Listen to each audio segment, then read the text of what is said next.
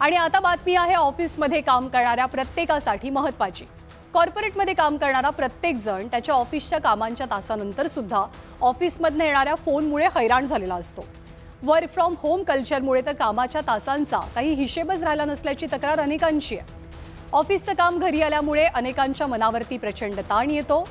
Work life balance राखण्यामध्ये अडचणी येतात, त्यामुळे अनेकांची चिडचिड वाढते तर काहींचं फ्रस्ट्रेशन। पण इमॅजिन करा, जर तुम्हाला ऑफिसमधून घरी आल्यावर ऑफिसपासून पूर्णपणे डिस्कनेक्ट होण्याचा अधिकारच मिळाला तर। असा कायदेशीर अधिकार आता ऑस्ट्रेलियातल्या कर्मचाऱ्यांना वापरता येणार आहे, कारण ऑस्ट्रेलियन सरकारनं राईट टू डिस्कनेक्टचं विधेयक पारित केलेलं आहे। वर्कलोड, वर्क प्रेशर, डेडलाईन्स हे सगळे शब्द नोकरीधंदा करणाऱ्यांच्या आयुष्याचा एक भागच बनलेले असतात। ऑफिसमध्ये मान मोडून काम करायचं आणि मग घरी गेल्यावरती सुद्धा बॉसेसचे फोन उचलत राहायचे। कॉर्पोरेट क्षेत्रात काम करणाऱ्या अनेकांसाठी हा रोजचा मनस्ताप असतो। कोविडमुळे रुजलेल्या वर्क फ्रॉम होम कल्चरमुळे अनेकांच्या कामाच्या तासांचा काही हिशेबच नाहीये। पण राईट टू डिस्कनेक्टचा हा अधिकार तुम्हाला या मनस्तापापासून मुक्ती देऊ शकतो। हा अधिकार मिळाला तर तुम्ही तुमच्या बॉसला अधिकारवाणीनं कामासाठी नाही म्हणू शकाल। सध्या तरी भारतीय कर्मचाऱ्यांकडे या अधिकाराचा ॲडव्हान्टेज नाहीये, पण ऑस्ट्रेलियातले नागरिक, ऑस्ट्रेलियातले कर्मचारी कायदेशीररित्या आपल्या कामापासून डिस्कनेक्ट होऊ शकतात। तर राईट टू डिस्कनेक्टचा अधिकार म्हणजे नेमकं काय हेही जाणून घेऊया। राईट टू डिस्कनेक्टमुळे आता कर्मचाऱ्यांना कार्यालयीन वेळेनंतर ऑफिसचे फोन घेणं किंवा ईमेल पाहण्याची सक्ती करता येणार नाही। या अधिकारामुळे कर्मचाऱ्यांचा ताण हलका होईल आणि त्यांच्या कामांच्या तासांवरती नियंत्रण आणता येईल, असं ऑस्ट्रेलियन सरकारचं म्हणणं आहे। या कायद्याअंतर्गत एखाद्या उच्च अधिकाऱ्यानं कर्मचाऱ्याला चुकीच्या वेळेला फोन केला तर संबंधित कर्मचारी त्या अधिकाऱ्याविरोधात म्हणजे आपल्या बॉस विरोधात तक्रारही करू शकतो। तसंच कायद्यातील नियमांकडे सातत्यानं दुर्लक्ष करणाऱ्या कंपन्यांना दंड ठोठावण्याची तरतूद सुद्धा या राईट टू डिस्कनेक्टमध्ये आहे। जर एखाद्या वरिष्ठ कर्मचाऱ्यानं सातत्यानं नियमांचं उल्लंघन केलं तर त्या अधिकाऱ्याला वैयक्तिकरित्या दंडही ठोठावता येऊ शकतो आणि नियमांचं उल्लंघन करणाऱ्या कंपन्यांना सुद्धा दंड आकारला जाणार आहे। तर सध्या कर्मचाऱ्यांवरती येणारा कामाचा ताण पाहता आणि अशा पद्धतीच्या कायद्याची किंवा नियमांची खूप जास्त गरज असल्याचं मत, आपल्या देशातही खूप जास्त गरज असल्याचं मत मनोविकार तज्ज्ञ डॉक्टर राजेंद्र बर्वे व्यक्त करतात। कोविड नंतरचा जो न्यू नॉर्मल आहे त्याच्यामध्ये तर मानसिक आरोग्य सातत्याने धोक्यात येत असतं। जगातली परिस्थिती अत्यंत बिकट आणि संकटग्रस्त अशी आहे।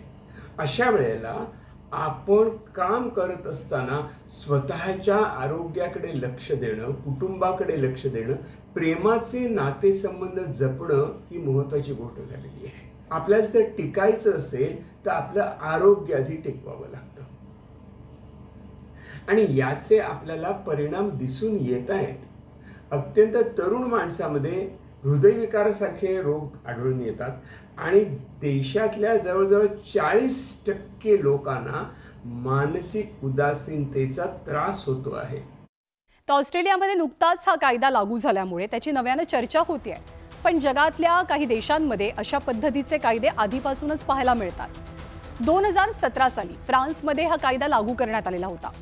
तर Italy, Spain, Canada, Belgium, Chile, Germany, Luxembourg आणि अर्जेंटिनासह इतर अनेक देशात असे नियम आधीपासूनच लागू आहेत। तर अमेरिकेत सुद्धा कर्मचाऱ्यांना अशा स्वरूपाचे अंशतः अधिकार दिले जातात।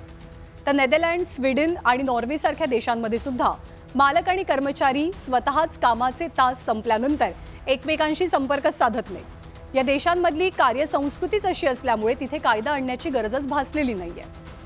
तर आपल्या देशात सुद्धा अशा पद्धतीच्या कायद्याची गरज खासदार सुप्रिया सुळेंनी संसदेत बोलून दाखवलेली होती। आज पुन्हा एकदा कायद्याच्या निमित्तानं आम्ही सुप्रिया सुळेंचं मत जाणून घेतलं। माणूस जेव्हा थकतो तेव्हा त्याची एफिशियन्सी कमी होते। जेव्हा माणूस आराम करून फ्रेश होऊन कामाला जातो तेव्हा त्याच्यात नवीन काहीतरी आयडियाज येतात, नवीन क्रिएटिव्हिटी होते। तर मग तो नवीन उमेदीने रोज उत्साहाने कामाला लागतो। त्याच्यामुळे खरं कंपनीचं आणि त्या व्यक्ती त्या दोघांच्या ग्रोथसाठी राईट टू डिस्कनेक्ट खूप महत्त्वाचं आहे। आणि आजकाल आपल्याला सगळ्यांना मेंटल हेल्थचे इश्यूज म्हणजे कधी कधी मेंटल इश्यूज नसतात, ते थकव्याने आपल्याला असं वाटतं मी खूप थकले, मला डिप्रेशन आलं, ह्या सगळ्या गोष्टीतून बाहेर पडून व्यवस्थित वर्क आणि लाईफचा बॅलन्स, जे कामही केलं पाहिजे पण आयुष्यही जगलं पाहिजे. हा वर्क लाईफ बॅलन्स जो आहे ना, तो बॅलन्स. आणि हा मी खरं तर जी यंग कपल्स असतात, जी मुलं शाळेत जातात किंवा एक शनिवार रविवार त्यांना तो तेवढाच वेळ मुलांबरोबर मिळतो. ज्येष्ठ आई वडील असतात, त्यांची सेवा करण्यात, त्यांना बाहेर हे खूप महत्वाचं असतं आयुष्यात.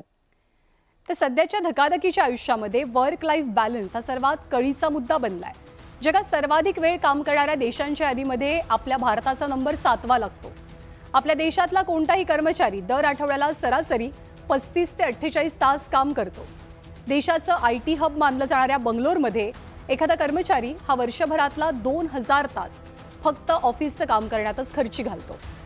ॲव्हरेजली विचार करायचा झाला तर 2000 तास प्रत्येक व्यक्ती आपल्या देशामध्ये काम करत असते. तर न्यूयॉर्क, पॅरिस आणि लंडनसारख्या ठिकाणी हा आकडा साधारणपणे 1500च्या आसपास आहे. कामाच्या तासानंतरही फोनवरती किंवा ईमेलवरती 24 तास सक्रिय राहावं लागणं यामुळे मानसिक आजार बळावू लागल्याचं तज्ज्ञांचं मत आहे. त्यामुळेच ऑस्ट्रेलिया, फ्रान्स आणि इतर देशांप्रमाणे भारतात सुद्धा असा कायदा होणं काळाची गरज असल्याचं मत व्यक्त होऊ लागलंय.